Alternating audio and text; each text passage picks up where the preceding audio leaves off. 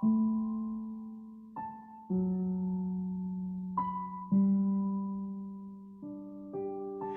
ini saudaraku, saya mau sampaikan sedikit mengenai hidup yang intim dengan Tuhan. Ya, keintiman dengan Tuhan, kedekatan dengan Tuhan. Ya, bagaimana kita mengembangkannya, bagaimana kita menumbuhkannya, bagaimana kita bertambah-tambah intim dengan Tuhan.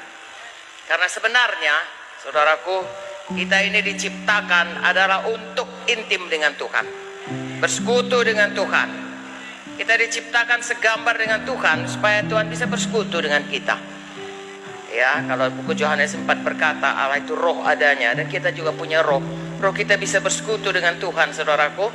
Dan itu sangat membawa kita kepada satu kepuasan yang sejati. Ya, hidup bersekutu dengan Tuhan. Dan memang untuk itulah kita diciptakan. Amin, saudaraku.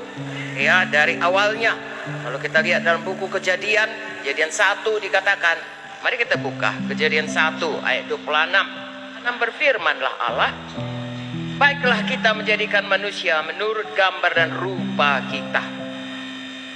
Amin.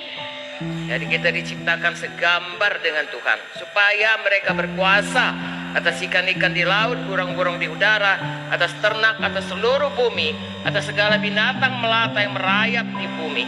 Maka Allah menciptakan manusia itu menurut gambarnya. Menurut gambar Allah diciptakannya dia.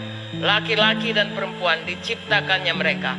Allah memberkati mereka lalu berfirman kepada mereka, beranak cuculah, bertambah banyak, penuhilah bumi dan taklukkanlah itu, berkuasalah atas ikan-ikan di laut, burung-burung di udara, segala binatang yang merayap di bumi, dan seterusnya dan seterusnya.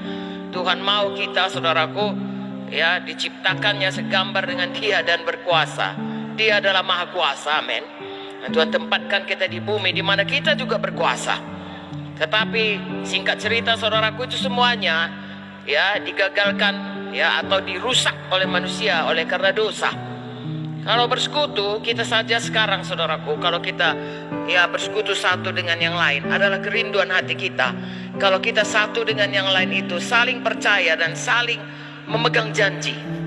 Sejarah manusia ini, saudaraku, kita akan melihat bagaimana Tuhan yang memulai selalu, supaya kita kembali kepadanya, supaya kita intim dengan Dia, supaya kita bisa bersekutu, supaya kita kembali kepada kehendaknya semula, menciptakan kita segambar dengan Dia, hidup berkuasa, hidup dekat dengan Dia, hidup yang mengenal Dia, dan hidup yang dikenal olehnya, hidup yang kekal selama-lamanya.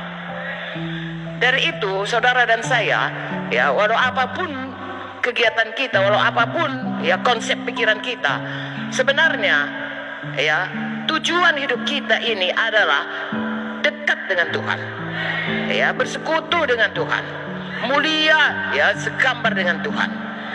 Ya, ada orang berasa, saudaraku, kalau banyak pelayanannya, hebat nampaknya, itulah yang dikehendaki Tuhan. Enggak sekedar itu, saudaraku. Melebihi itu, Tuhan menghendaki kita dekat dengan Dia.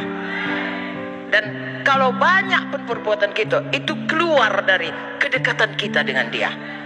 Bukan karena kita itu mau supaya kalau begini ku buat maka Tuhan akan suka padamu. Bukan kita, tapi kembali lagi Tuhan, ya, yang memulai mencari kita, dan kita menyambut panggilannya itu. Lalu terjadilah satu ya hidup yang betul-betul dekat dengan Tuhan, seturut dengan kehendak Tuhan, dan kita akan menikmati hidup demikian, mempermuliakan Tuhan, dan sepanjang hidup kita, saudaraku, selalu dekat dengan Tuhan. Amin. Oke. Dan dalam hal ini saudara lihat, Tuhan yang maksud Tuhan dari semula adalah supaya kita intim. Tuhan yang memulainya, bagian kita adalah menyambutnya. Dalam hal itu tidak sama, temui pola kita masing-masing. Satu lagi faktor yang kita harus perhatikan, untuk bisa intim itu diperlukan ketekunan. Ya, itu bukan sesuatu yang sambil lalu, ya, atau salah satu dari kegiatan kita. Tidak, perlu ketekunan. Amin. Dari Alkitab kita melihat orang yang betul-betul tekun mencari Tuhan, dia akan bertemu. Sehingga hari lepas hari, ya, seperti saya katakan tadi, gak akan mungkin saya bisa ceritakan kepada saudara, tapi kalau kita mencarinya, semua kita bisa mendapatnya. Amin. Ya, jadi bertekun. Karena firman Tuhan menunjukkan kepada kita, kalau kita bertekun pasti dapat.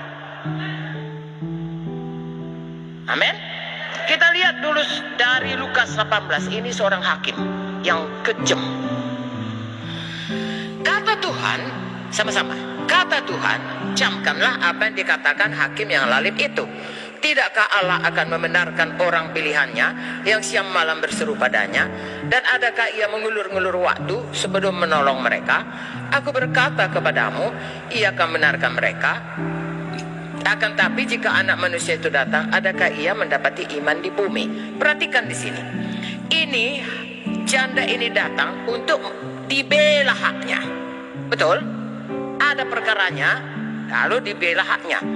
Jadi kalau untuk dibela hak hanya minta pertolongan pun, Tuhan datang dengan segera. Apalagi kalau kita datang minta supaya intim dengan dia, ya sudah jelaslah lebih tidak perlambatan. Tapi untuk itu seperti ini tekun. Kita pun mesti tekun. Haleluya. Dan kalau kita tekun, sudah pastilah lebih lagi Tuhan tidak berlambatannya.